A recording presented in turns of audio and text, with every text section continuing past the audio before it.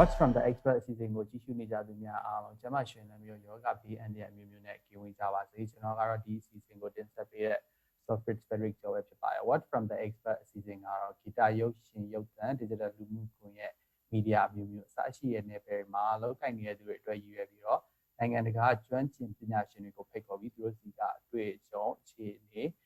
နောက်ပြီးတော့အကြောင်းအရာအဖြစ်အလုပ်ကိုင်ပြီးတော့သူတို့ရဲ့အသိပညာနဲ့အတတ်ပညာပိုင်းဆိုင်ရာဤပညာနည်းစနစ်တွေကိုအဓိကဆွေးနွေးမြင်ပေးတဲ့အစီအစဉ်ပဲဖြစ်ပါတယ်ကျွန်တော်ဒီ Watch from the expert အစီအစဉ်ကိုတင်ဆက်လာတာအခုဆိုရင်တော့အပိုင်း10ပိုင်းမြောက်ရှိပြီဖြစ်ပါတယ်ဒီကနေ့အပိုင်းကတော့ final episode ဖြစ်ပါတယ်ဒီကနေ့အပိုင်းပြီးတော့ကျွန်တော်တို့ဒီအစီအစဉ်ကိုခေတ္တခဏရပ်နားထားမှာဖြစ်ပါတယ်ဒီကနေ့ကျွန်တော်ဒီ Watch from the expert အစီအစဉ်မှာဆွေးနွေးပေးမဲ့ expert ကတော့ဒီ American နိုင်ငံ Brooklyn New York ခြေဆိုင် Willie Green Music ရဲ့ founder recording engineer နဲ့ mixing engineer တယောက်လည်းဖြစ်တယ်နောက်ပြီး US ကနာမည်ကြီး HipHop artist တွေဖြစ်တဲ့ Wiz Khalifa Tony Mac Clark King Lucid Open Mic Eagle Schoolboy Q The Roots အစရှိတဲ့ HipHop artist တွေကို producer လုပ်ပေးတဲ့ Mr. Paul Willie Green Womack ပဲဖြစ်ပါတယ်ဒီတော့ကျွန်တော်တို့ ready ဖြစ်ပြီဆိုရင်စလိုက်အောင်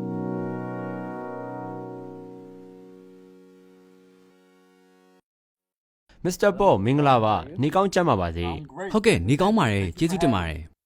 Yeah thank you for being part in this ကြည့်ရှုနေသူအားလုံးကိုကျေးဇူးပြုပြီးနှုတ်ဆက်ပေးပါခင်ဗျာ Sure hello everybody အားလုံးပဲမင်္ဂလာပါကျွန်တော်နာမည် Paul Womack ဖြစ်ပါတယ်အခုကျွန်တော် Brooklyn ကကျွန်တော်ရဲ့ Willie Green Music Studio ထဲမှာပါဒီနေရာအတန်တွေကိုအကောင်းဆုံးဖြစ်အောင်ကျွန်တော်လုပ်တဲ့နေရာဖြစ်ပါတယ် Cool thank you ဟုတ်ကဲ့ကျေးဇူးပါပထမဆုံးအနေနဲ့ New York မှာရှိတဲ့ဂီတလုပ်ငန်းတွေရဲ့အခြေအနေနဲ့ပတ်သက်ပြီးသိချင်ပါတယ်ကောင်းပါပြီ New York မှာလည်းတစ်ကမ္ဘာလုံးနေတူကမ္ဘာကပ်ရောဂါကြောင့်တက်ရောက်မှုအများကြီးရှိပါတယ်ဂီတထုတ်လုပ်ရေးတွေရဲ့လုပ်ပုံကိုင်ပုံတွေလည်းအပြောင်းလဲအများကြီးရှိတဲ့အပိုင်းတွေရှိပါတယ်ကျွန်တော်ကိုယ်တိုင်လည်း February လကတည်းကအိမ်မှာပဲအလုပ်လုပ်ခဲ့ပါတယ်ဒါပေမဲ့အရေးကြီးတဲ့အခါကျရင်တော့ studio လာပါတယ်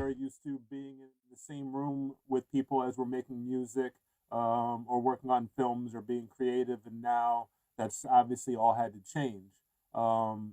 I'm lucky where I've been mostly working from home since February but I do have my studio here that I can come to but it's a small space so it's usually just me in here if I'm working on mixing or if I have an artist they'll be just the artist in the booth behind me and they'll stay there the whole time အပြင်က artist တွေ recording လုပ်ချင်တဲ့အခါလဲအန်ဒီရဲ့ကင်းစွာ isolate လုပ်ပြီးလုပ်ပေးပါတယ် It's been a lot of reimagining how to work and how to be productive but everyone has really been greatly impacted and you know the larger studios are now starting ကျွန်တော်လိုပဲတခြားသူတွေလည်းတက်နိုင်သလောက်လုပ်လို့ရသလောက်လုပ်ကြပါတယ်အခုဆိုရင်လည်း studio တော်တော်များများဟာအန်ဒီရဲ့ကင်းစွာအလုပ်ဘယ်လိုလုပ်လို့ရတယ်လဲဆိုတာကိုသိလာတဲ့အတွက် studio တော်တော်များများလည်းပြန်လည်လက်ပတ်နေပါပြီ So ဟုတ်ကဲ့ပါဒီကမ္ဘာကပ်ရောဂါကဘာတွေကိုပြောင်းလဲစေပါသလဲ well for me the biggest ကျွန်တော်အတွက်ကတော့အိမ်မှာအလုပ်လုပ်လို့ရအောင်လုပ်နိုင်သွားခဲ့ပါတယ်ကျွန်တော်ကွန်ပျူတာလေးရယ် audio interface လေးရယ် speaker တေးသေးလေးနဲ့ plugin တွေကိုသုံးပြီးတော့ပေါ့ it was possible for me to come into the studio but it just didn't feel safe to go outside it didn't feel safe to be out like that so I put together a small home working rig based around my laptop and some small speakers and mostly plugins a big change for me has been I ပုံမှန်အားဖြင့်ကျွန်တော်ရဲ့ setting က hybrid စနစ်ပါ plugin တွေရော hardware တွေရောနှစ်မျိုးစလုံးသုံးပါတယ်အခုဒီမှာတွေ့ရတဲ့ rack ထဲက hardware တွေအကုန်လုံးကျွန်တော်သုံးပါတယ် I live in an apartment 2-bedroom apartment with my wife and my son so there's not room for ဒါပေမဲ့ကျွန်တော်အိမ်မှာကြတော့ဇနီးနဲ့ကလေးတစ်ယောက်ရှိတော့ဒါတွေအိမ်ပြန်တည်သွားလို့မရတော့ plugin တွေပဲသုံးခဲ့ရပါတယ်အဲ့ဒါကတော့လွန်ခဲ့တဲ့8လ9လလောက်ကပေါ့အသားကြောင်တော်တော်လုပ်ခဲ့ရပါတယ်ပြီးတော့များသောအားဖြင့် mixing တွေပဲလုပ်ပါတယ်အခုတော့ကျွန်တော်တို့ annual ကင်းစွာ studio လုပ်ငန်းတွေပြန်လည်လုပ်ကင်လို့ရတဲ့နည်းတွေနဲ့ကျွန်တော် studio ထဲပြန်ရောက်နေပါပြီ 8 or 9 months I've been focusing on mostly mixing and not as much in-person stuff or full band projects although today actually following our interview I have a session in a studio where I'm recording drums and bass and so we had to have conversations about well what is your COVID protocol? Is everyone going to be wearing masks, which we are, and just how to make it safe so we can just focus on the music. ဒီတော့ကမ္ဘာကပ်ရောဂါကာလအတွင်းအလုပ်ကောင်းကောင်းလုပ်နိုင်အောင်ဘယ်လိုလုပ်ခဲ့ပါသလဲ You know, it's not အိမ်မှာအလုံးလုံးလေးမရှိတဲ့သူအတွက်ကတော့အိမ်မှာနေပြီးအလုံးလုံးရင်အာယုံဆိုင်နိုင်မှုခက်ခဲပါတယ်ဒီတော့အိမ်မှာအလုံးလုံးရင်အာယုံဘယ်လိုဆိုင်နိုင်အောင်လုပ်ရမလဲဆိုတာကိုကျွန်တော်သိလာတယ်အိမ်မှာအလုံးလုံးပြင်မဲ့စတူဒီယိုသွားတယ်လို့ပဲကျွန်တော်ရဲ့နေ့စဉ် routine တွေကိုမပြတ်လုပ်ပါတယ် good techniques for working at home and still staying focused. When I need to work, I get up and shower and get dressed and go through my standard daily, operation to get ready for work. And so I put on my shoes and I mentally go to work. မနေ့အရာထားတယ်ရေမိုးချို့ဝတ်စားလဲပြီးမှအလုပ်စားလုပ်တယ်အဲ့ဒီလိုမျိုးတွေပေါ့အဲ့လိုမှမဟုတ်ပဲညအိဝတ်စုံကြီးနဲ့ပဲဝင်လို့တာတို့ရေမချိုးပဲအလုပ်လုပ်တာတို့ဆိုကျွန်တော်အာယုံမဆိုင်နိုင်ခဲ့ပါဘူးကော်ဖီတောက်တာကအစအလုပ်ထဲမှာလို့တောက်တာပါကျွန်တော်ထင်တာဒီအချက်တွေကကျွန်တော်အလုပ်ကောင်းကောင်းလုပ်နိုင်စေတဲ့အချက်တွေပဲဖြစ်ပါတယ် So I think that's a big step. Okay. ဟုတ်ကဲ့ပါဆက်လက်ပြီးကိုယ့်ရဲ့အရေးသွေးတွေကိုပိုတိုးတက်လာအောင်ဘယ်လိုလုပ်ခဲ့ပါသလဲ ကျွန်တော် listening အပိုင်းကိုတက်နိုင်သလောက်လုပ်နိုင်အောင်ကြိုးစားပါတယ်တနေ့ကုန်တချင်းကိုလုပ်နေတဲ့လူတယောက်အတွက်အလုပ်ပြီးရင်တချင်းနားထောင်မှုဆိုတာမလွယ်ပါဘူး If I work a 12-hour day, on music, I don't necessarily want to listen to music right after that. I listen to a lot of podcasts. ဒီတော့ကျွန်တော် podcast တွေကိုနားထောင်တယ်ရုပ်ရှင်တွေကြည့်ပြီးအပန်းဖြေပါတယ် To me, music production, as much as it is about ဒါပေမဲ့ဒီဂီတလုပ်ငန်းထဲမှာလုပ်နေတဲ့သူအတွက်သူထုတ်လုပ်တဲ့သချင်းတွေကိုပုံမကောင်းမွန်လာအောင်သချင်းတွေကိုနားလည်ဖို့လိုပါတယ်ဖန်တီးသူတွေရဲ့အမြင်ကိုနားလည်ဖို့လိုတယ်အဲ့ဒါတွေကိုကောင်းကောင်းနားလည်ဖို့ကလည်းသချင်းတွေကိုမြန်မြန်နားထောင်နိုင်မှရပါမယ်အဲ့ဒါကြောင့်ကျွန်တော်တက်နိုင်တဲ့လောက်သချင်းတွေကိုမြန်မြန်နားထောင်တာပါ Like I said, I have this session today, and I've spent the morning and the last couple of days listening to records in that style and the songs that I like where, okay, I'm recording drums. I want to get myself in the right mindset of, well, what do I want my drums to sound like? And just to be experienced, the more မြန်မြန်နားထောင်လေသချင်းတွေလုပ်တဲ့အခါအကောင်းဆုံးဆုံးဖြတ်ချက်ကိုချနိုင်နေဖြစ်ပါတယ်ဒီနည်းလမ်းနဲ့ကိုကိုတိုးတက်အောင်လုပ်ပါတယ် because I know how it works in different circumstances. Thank you for your advice. So, I believe your expertise is hip hop. Yes. Yeah. So, ဟုတ်ကဲ့ပါ continue. Mr. Boy ရဲ့ကျွမ်းကျင်မှုက hip hop ဆိုတော့ hip hop တခြင်းနဲ့ပတ်သက်တဲ့မိကုန်းအနေနဲ့ဆက်ချင်ပါတယ် Here, there used to be the ကျွန်တော်တို့ဒီမှာက hip hop ရဲ့ကြီးမားတဲ့အောင်မြင်မှုနဲ့ပတ်သက်တဲ့ကာလတွေရှိခဲ့ပါတယ် So, ဒီတော့ hip hop producer တွေအများကြီးလည်းရှိပါတယ်ကျွန်တော်သိချင်တာက Mr. Paul hip hop တခြင်းတစ်ပုဒ်ကိုမလုပ်ခင်ဘယ်လိုဖန်တီးမှုအတွေ့အမျိုးကိုတွေးပါသလဲ producer hip hop tracks. Sure, yeah. ကောင်းပါပြီ hip hop ဂီတဆိုတာတစ်ကမ္ဘာလုံးမှာရှိပါတယ်လွန်ခဲ့တဲ့45နှစ်လောက်ကဒီနယူးယောက်ကနေစတင်ခဲ့ပါတယ်အဲ့ဒီကနေ9နှစ်လောက်အကြာမှာတစ်ကမ္ဘာလုံးကိုပြန့်နှံ့ခဲ့ပါတယ်နောက်ပြီးတော့ hip hop မှာမတူညီတဲ့အရာမတူညီတဲ့ပုံစံတွေမြောက်များစွာရှိပါတယ်ဒီတော့ကျွန်တော်အတွက်ကတော့ကိုလုတ်ပေးတဲ့သချင်းနဲ့အမှုပညာရှင်ကိုအဓိကထားပါတယ်သူတို့ရဲ့ပုံစံကိုလေ့လာရပါတယ်ပြီးရင်သူတို့ပုံစံနဲ့အကောင်းဆုံးဖြစ်ဖို့ဖန်တီးပါတယ်အားလုံးသိတဲ့အတိုင်း hip hop artist တွေကသူ့ပုံစံနဲ့သူရှိရယ် Drake ဆိုလဲသူ့ပုံစံနဲ့သူပဲအဲ့လိုမျိုးပေါ့ Not everything works for everybody. If you're doing like a more pop Drake type of song, then studying something that's very underground and kind of moody, say like I don't know, Rock Marciano or something like that,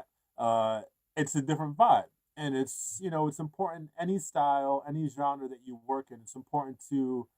really honor that style and listen and really strive to understand it, and then you can make those choices like I'm talking about. So my project today is ကျွန်တော်လုပ်တဲ့အထဲမှာတော့ hip hop ဂီတအပြင် rock ဂီတလည်းလုပ်ရပါတယ် hip hop ဆိုရင် vocal ကိုအဓိကလုပ်ရလေးရှိပြီး rock မှာဆိုရင် drum ကိုအဓိကလုပ်ရလေးရှိပါတယ်ဆိုလိုတာက hip hop ဂီတကိုလုပ်ပေးနေရတဲ့အချိန် rock ဂီတရဲ့အလုပ်လည်းရှိနေပါတယ်အဲ့ဒါကစိန်ခေါ်မှုလုံးဝမဟုတ်ပါဘူးပိုတောင်ကောင်းပြီးဖန်တီးမှုအတွက်အတွေးအခေါ်တွေလန်းဆန်းပါတယ် dark kind of moody things, very different from what I'm doing today. So for today's session, I need to warm my ears up with this one certain thing, But on Monday, when I go back to the Billy Woods album, then I need to get back into that zone. So it's really honoring and understanding the artist that you're working with. အခုဆိုလဲ Billy Woods ရဲ့ album လုပ်နေတော့သူ့ပုံစံသူ့တခြင်းသူ့အမှုပညာကိုပေါ်လွင်အောင်လုပ်ရပါတယ်ဒီတော့ကျွန်တော်ရဲ့ music production အလုပ်ကတခြင်းအပေါ်မှာလုံးဝအခြေခံထားပါတယ်တခြင်းရဲ့အနက်အဓိပ္ပာယ်ကိုပေါ်လွင်အောင်လုပ်နေတာတွေအကုန်လုံးကမှန်ကန်တဲ့လုပ်ရဖြစ်ပါတယ်ဥပမာ Drake ရဲ့တခြင်းထဲမှာဒီ effect ကိုသုံးထားတယ်အဲ့ဒီ effect ကိုကျွန်တော်အခုလုပ်နေတဲ့တခြင်းထဲမှာသုံးမယ်ဆိုရင်လိုက်ချင်မှလိုက်မှာပါကိုဖန်တီးတာကိုကိုပိုင်နေဆိုရင်ပိုကောင်းပါတယ်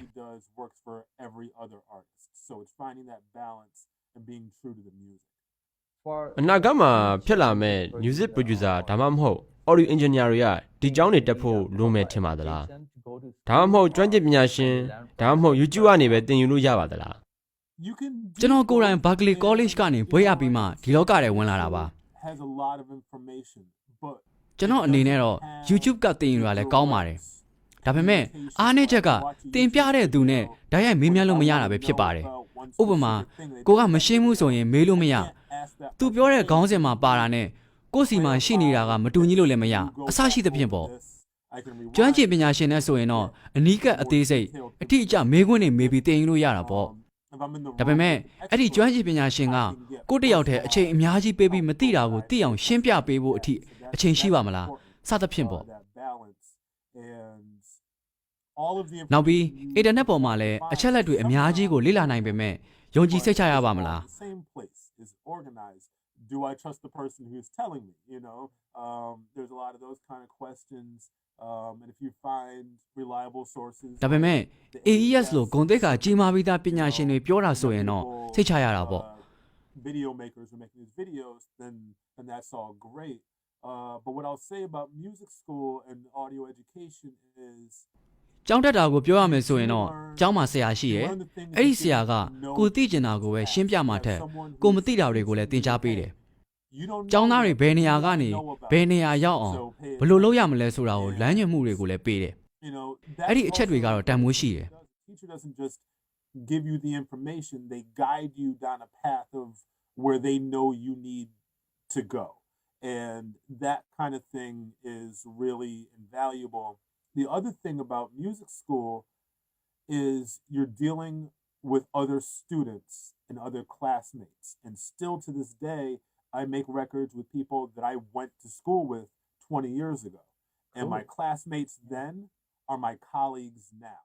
And it's part of ကျောင်းတက်တာရဲ့တခြားအားသာချက်ကအတန်းပေါ်တွေပဲဖြစ်ပါတယ်သူတို့စီကနေကိုနဲ့မတူတာတွေသင်လို့ရတယ်ကျွန်တော်ကျောင်းတက်တုန်းကအတန်းပေါ်တငယ်ချင်းတွေဟာအခုအချိန်မှာကျွန်တော်ရဲ့လုပ်ဖော်ကိုင်ဘက်တွေပါအဲ့လိုမျိုးပေါ့နောက်ဘက်လည်းရတာပေါ့အခုဆိုခမ ्या နဲ့ကျွန်တော်သိခွင့်ရတဲ့အတွက်မြန်မာအကြောင်းသိတယ်ဗီဒီယိုကြည့်အောင်နဲ့မြန်မာအကြောင်းသိချင်မှသိမယ်အဲ့လိုမျိုးပေါ့အသိမိတ်ဆွေတွေရှိတဲ့အားသာချက်ပေါ့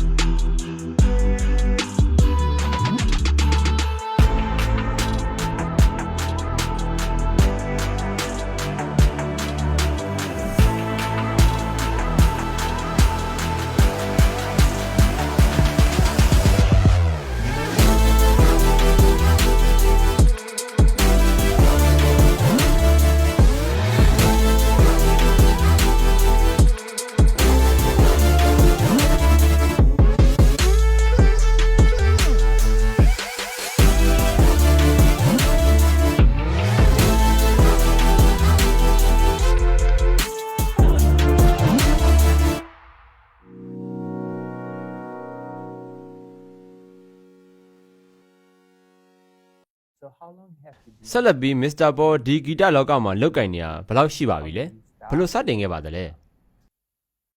Yeah, music has been ဒီဂီတလောကမှာကတော့ကျွန်တော်တစ်သက်လုံးနေနေပါပဲ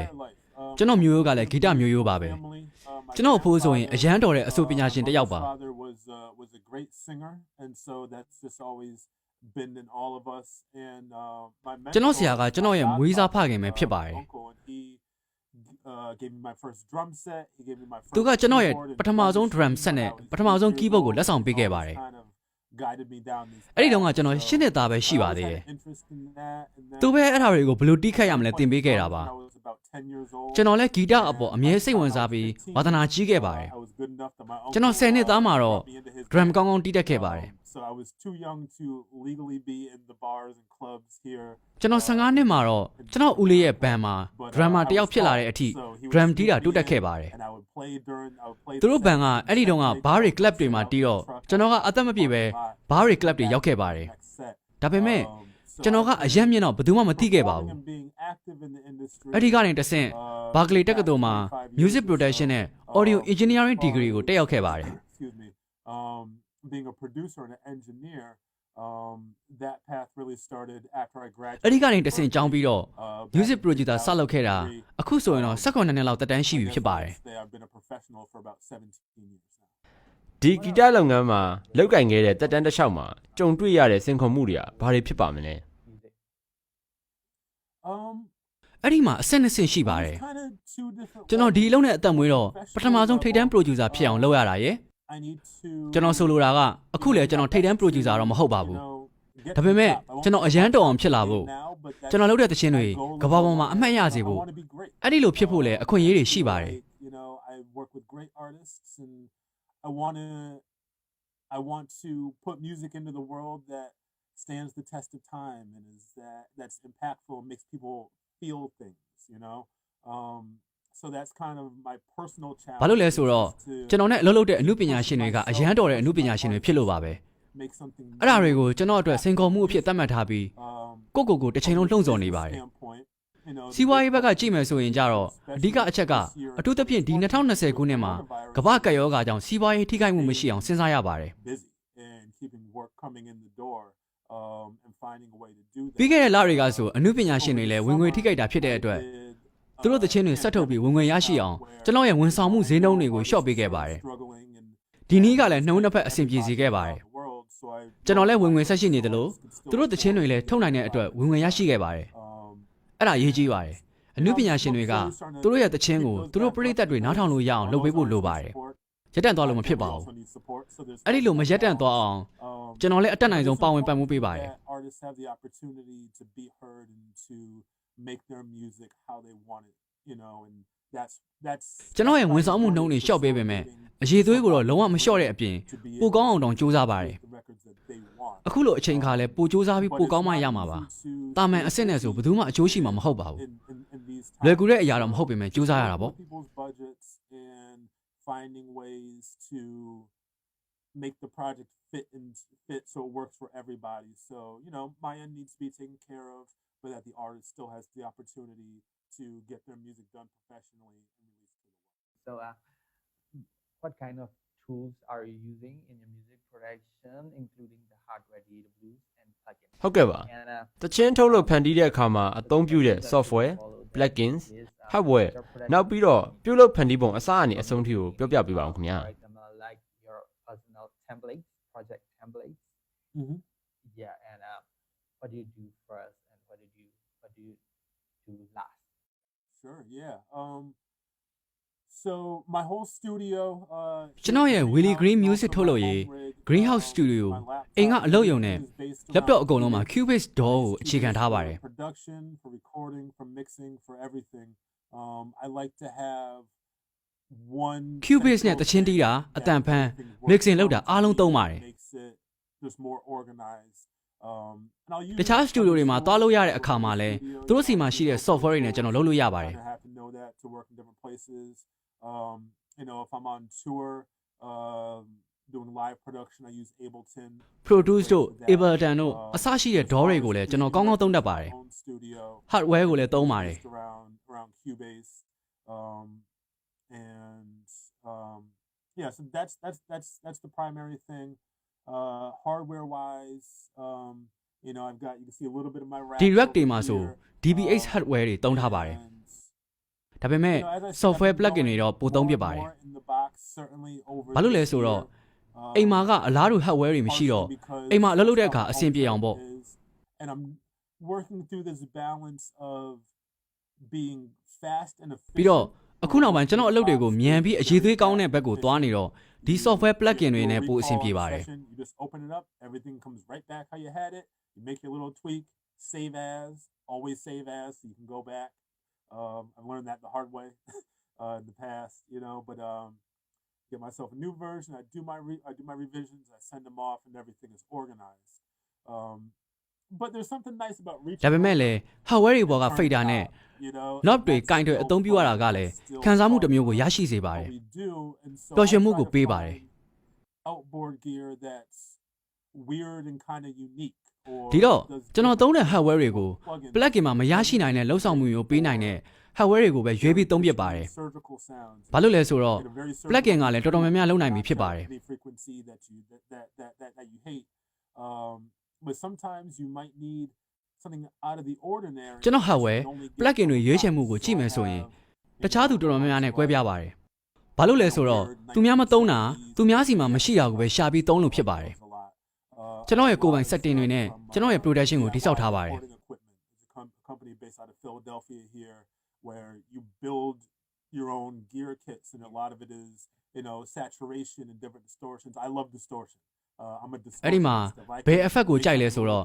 distortion effect ကိုအကြိုက်ဆုံးပါပဲကျွန်တော်အမြဲလိုထည့်သုံးလေးရှိပါတယ် template ကတော့အသေးမရှိပါဘူးကျွန်တော်ခံစားရတဲ့အပေါ်မှာမူတည်ပြီးတော့ပဲ template project ကိုတိစောက်ပါတယ် You know, kind of depends on my mood. Someday I may want to just throw it out over here and do something to bring it back in. But you know, I use that. I use hardware controllers. I don't have a console in my studio. But I use soft tubes console. ကျွန်တော် mixing အတွက် controller ကို soft tube console 1ကိုသုံးပါတယ်ဒါပေမဲ့ခုနကပြောခဲ့သလိုပဲ Cubase ပေါ်မှာပဲအားလုံးကိုအခြေခံထားပါတယ် turning a pan knob and those kind of things. So I like to have my controllers, but the hub, everything is still within Cubase. Because I can do anything there. I can record, I can tune my vocals in there. I don't have to go into other software. It's great for mixing, so I know I've got a home base that I come back. Mr. Poma အကြိုက်ဆုံး microphone များရှိပါသလားရှိရင်လည်းဘာလို့ကြိုက်လဲဆိုတော့ပြပြပေးပါဦး Yeah, well အဲ့ဒီမေခွန်းရဲ့အဖြေကတော့ရှိတယ်လို့ပြောလို့ရတယ်လို့မရှိဘူးလို့လည်းပြောလို့ရပါတယ် I guess တခြင်းနဲ့အမှုပညာရှင်အပေါ်မှာမူတည်တာပေါ့ for certain sounds and for certain styles I may go to certain things like if I'm doing hip hop if I've got a rapper who's got a very aggressive ဥပမာ hip hop တခြင်းမှာဆိုရင်နည်းနည်းစိတ်ကြီးရဲ့ခံစားမှုမျိုးရှိတဲ့ rapper တွေအတွက်ဆိုရင် Shure SM7B ကိုသုံးပါတယ်သူတို့က microphone ကိုစူပူချိန်မောင်းပြီးရန်ဖြစ်တယ်လို့မျိုး rap လုပ်ရင် Shure SM7B ကတင့်တော်ပါတယ် But I've been using the new Telefunken the TF11 နောက်ပြီး Telefunken TF11 ကိုလည်းအခုတလောတော်သုံးပြပါတယ် That's my new favorite. I got that a little while back because I also, you know, I do a lot of R&B ဘာလို့လဲဆိုတော့ R&B ဂီတအမျိုးအစားလည်းအများကြီးလို့ဖြစ်နေတော့အဲ့ဒီကနေအတန်အရန်တာယာလှပတဲ့အဆိုရှင်တွေနဲ့စုံတော့သူတို့ရဲ့အတန်အစိတ်ပိုင်းတွေအကုန်လုံးကိုဖမ်းနိုင်အောင် Telefunken TF11 ကိုအသုံးပြုရခြင်းဖြစ်ပါတယ် go to the Telefunken or something like that but it depends on the artist if the artist comes in and they don't sound good on the SM7 then I got to switch it up and it doesn't matter well အဲ့ဒီလိုအတန်မျိုးကြတော့ SM7B နဲ့မဖြစ်ပါဘူးတခြားကျွန်တော်စီမှာ Neumann microphone လည်းရှိပါတယ်အဓိကကတော့တခြင်းနဲ့ live ဖက်မဲ့အကောင်းဆုံးအတန်ကိုရရှိဖို့ပဲဖြစ်ပါတယ် I've got some ribbons whatever works right for that artist on that day that's what we're going with so it's important I have things I go to be fast and set up quick but also I've got to be ready to pivot and do something else if that's what I need to do so Mr. Paul unfortunately Mr. Paul အခုချိန်မှာတော့ကျွန်တော်တို့အစီအစဉ်ရဲ့အချိန်ပြည့်တော့မှာဖြစ်တဲ့အတွက်နှုတ်မဆက်ခင်ညီမဒီမှာရှိတဲ့ music producer တွေနဲ့ audio engineer တွေအတွက်အကြံပေးစကားလေးကိုပြောပြပါဦး from Myanmar absolutely My best advice I can အကောင်းဆုံးပေးနိုင်တဲ့အကြံဉာဏ်ကတော့ကိုလုံနေတဲ့အလုပ်ပေါ်ကိုပျော်ရွှင်စွာလုပ်ပါစိတ်ချမ်းသာစွာလုပ်ပါဂီတဖြစ်ဖြစ်ရုပ်ရှင်ဖြစ်ဖြစ်ပေါ့အဓိကကတော့ကိုယ့်အလုပ်ကိုကိုနှစ်သက်ဖို့လိုပါတယ် This also applies you know I love music and I love to listen to music but the process of making music can be very challenging it can be very long you're dealing with other people again you're dealing with yourself and doubts can creep in and all that kind of တချင်းနားထောင်ရတာပြောဖို့ကောင်းပါတယ်ဒါပေမဲ့အဲ့ဒီတချင်းဖြစ်လာအောင်လုပ်တဲ့အဆင့်မှာစင်ခေါ်မှုတွေစိတ်ဖိစီးမှုတွေရှိပါတယ်ဒါပေမဲ့အဲ့ဒီတချင်းဖြစ်လာအောင်လုပ်တဲ့အဆင့်တိုင်းကိုနှစ်သက်တယ်ပျော်ရွှင်နေဆိုရင်တော့အရန်ကောင်းသွားမှာဖြစ်ပါတယ်ဥပမာမိုက်ခရိုဖုန်းစပြီးစင်တာကနေတချင်းထွက်မဲ့နေ့အထိလုပ်တဲ့အဆင့်တိုင်းပျော်ရွှင်နေဖို့လိုပါတယ် you know then you're miserable for 95% of the process and that's not fun but when you enjoy the setting up the microphone or enjoy the editing or I enjoy tuning ကျွန်တော်ဆို vocal ချိန်ရတာအရန်ပျော်ပါတယ် vocal ကိုဘယ်လောက်ပဲချိန်ရကျွန်တော်ပျော်ပါတယ် if I'm going through syllable by syllable tuning a vocal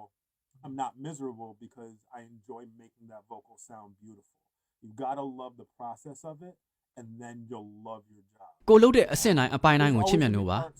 အဲ့ဒါဆိုရင်ကိုထုတ်တဲ့အရေးသွေးလဲတေချာပေါက်ကောင်းမှာဖြစ်ပါတယ် and that's life but you got to find something else in there to appreciate even if there's a part that's not your favorite Paul thank you for being a part in this program sharing us your knowledge experience ဟုတ်ကဲ့ပါ Mr. Paul အခုလိုအချိန်ပေးပြီးပါဝင်ဆွေးနွေးပေးတဲ့အတွက်ရောကိုယ့်ရဲ့အတွေ့အကြုံတွေအသိပညာအတတ်ပညာနဲ့ဤပညာဤစနစ်လုပ်ပုံကိုင်ပုံနီလန်းတွေအကုန်လုံးကိုဝေမျှပေးသွားတဲ့အတွက်ကျေးဇူးအများကြီးတင်ပါတယ်ကျွန်တော်တို့အခွင့်အရေးရှိမယ်ဆိုရင်လည်းလူချင်းစုံညင်ပါသေးတယ်ပြီးတော့ညီမပြိုလည်းလာရောက်လည်ပတ်ဖို့ဖိတ်ခေါ်ချင်ပါတယ် Absolutely I would love to thank you မှန်တာပေါ့ကျွန်တော်လည်းကျင်းသေးပေါက်လာချင်ပါတယ်လူချင်းစုံညင်ပါတယ်အခုလိုမျိုးဆွေးနွေးခွင့်ရတဲ့အတွက်လည်းကျေးဇူးအများကြီးတင်ပါတယ် ဟုတ်ကဲ့ပါခင်ဗျာကျွန်တော်တို့အကောင်းဆုံးအတွက်ဆုတောင်းလိုက်ပါတယ်ကျေးဇူးတင်ပါတယ်နှုတ်ဆက်ပါတယ် ကျေးဇူးအများကြီးတင်ပါတယ်